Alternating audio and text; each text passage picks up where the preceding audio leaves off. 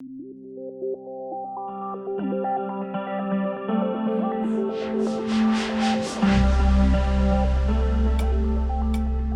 everyone. I'm Alan Beaulieu from ITR Economics. Great to talk with you today. It's the middle of November as we record this, and boy, isn't life getting interesting.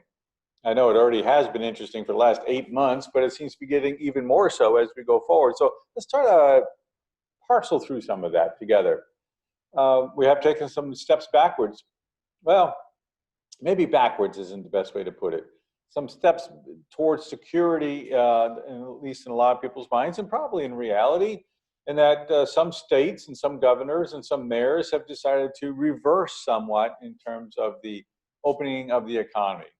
With the surging in cases and with the increase in deaths, and with an unknown number of deaths that can be saved or people that can be saved by doing this, it's hard to judge them one way or the other. It's not my job to do so. Today, the governor of New Mexico said that effective today, there's a 2-week stay-at-home order, and going back to the essential, non-essential. But for 2 weeks, we'll see how it goes. And no disrespect to people in New Mexico, but I'm grateful that it's not a California, Florida, or Texas decision, as that would have different consequences for the macroeconomic outlook. Today, Chicago, the mayor issued an advisory asking for basically a stay at home. If you leave home, make sure it's for essential things. You did not shut down any businesses that I could tell. But as much as you can, just stay at home in keeping people apart. Certainly restaurants are facing a lot of pressure now, and some more pressure as we go forward. Oregon is seeing their gyms and restaurants and others shut down, and there's some talk in LA about that and other parts of the country. Hospitality was never part of our main push to get the economy open again. We understand and feel bad for the impact on people. But as far as our macroeconomic environment, if you've been following ITR, this does not have a direct impact on our U.S. industrial production forecast or even on our GDP forecast. Because as I said, we never anticipated that would be part of the GDP outlook would be buoyed along or pushed right along by restaurants and by hotels, which are still coming under pressure, obviously. So where does that leave us? Well, it leaves us with a post-election wondering what's going on. As we've talked about before, there are lots of things that could happen. We still don't know whether the Republicans are going to hold the Senate. We don't know whether we will have a blue on blue, and whether that means taxes will be going up for you and I. We have no way of knowing that right now. Obviously, we're going to watch that closely. But in general, just keep in mind, please, that as we have showed a lot of people in our presentations, it does not mean anything drastic is going to happen to GDP or in industrial production. If there's a blue on blue, it does not mean that you need to say, oh my gosh, this is the impact. Just do not take a jump, leap, rush type of approach to this. Take a measured approach and see what happens. You may want to have plans, but you don't want to plan and act on the worst only to find out that it didn't happen. And worst is defined by your perspective, obviously. But the reality is, take measured steps, if you will, make plans, don't implement.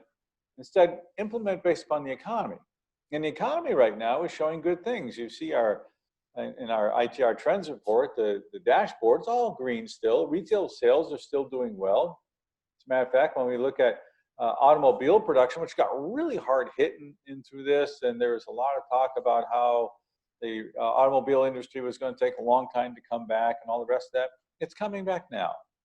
When we look at manufacturing in the 3 countries that make up North America, Canada, US, Mexico, obviously, we find that there's phase B or phase A in all the 312 rates of change. Here in the US, it's in phase A. Canada, it's in phase B for passenger cars. Light trucks in the US are in phase B. Canada, light trucks are in A. So we're swapping back and forth. Mexico, it's B on B. I mean, that's a whole large part of the economy showing some nice rate of change movement past a COVID bounce.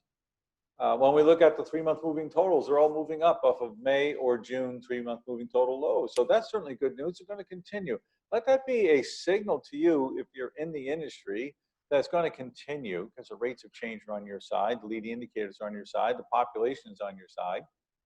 And if you are not in the automobile industry, just understand the importance of it, please, and that everything that it touches, all the parts, all the transportation, what it means about consumer activity, consumers' ability to get loans, consumers' ability to come in with some cash to put down, and all the positive impact of that on the U.S. economy. Automobile retail sales for the month of October posted a 112 rate of change, October 2020 compared to October 2019. That was above the year ago level, just 0.9%, but it's still above the year ago level. That's fantastic. And the 312 rate of change is rising. And listen to this, the automobile retail sales 12 rate of change and 12-month moving total. The things that are hardest to swing, which is why they're the most important in saying whether this is real or not. They're the ones that tell you whether this is just a gust of wind or there's something sustained going on. And both of those are rising off of August 2020 lows. In automobile retail sales, you have your 12-12 signal, positive business cycle momentum ahead. And take that as a macroeconomic indicator for most of the people listening to my voice. Take it as good news as we end 2020 and head into 2021. More good news is found in two sources of vaccines that look like they'll be very effective. That should certainly help in 2021. A reminder, our forecast is not predicated upon a certain time, a certain month, a certain efficacy, but we certainly do like the good news. And we do like what it means for you and I as we go forward. So we're going to end this year with a lot of Thanksgiving in our hearts, I hope. We're going to end this year understanding there's a lot of good news out there and focus on the economy, our business, increased profitability, the competitive advantages that will get us into the future. Thank you all very much. I hope you have a great day.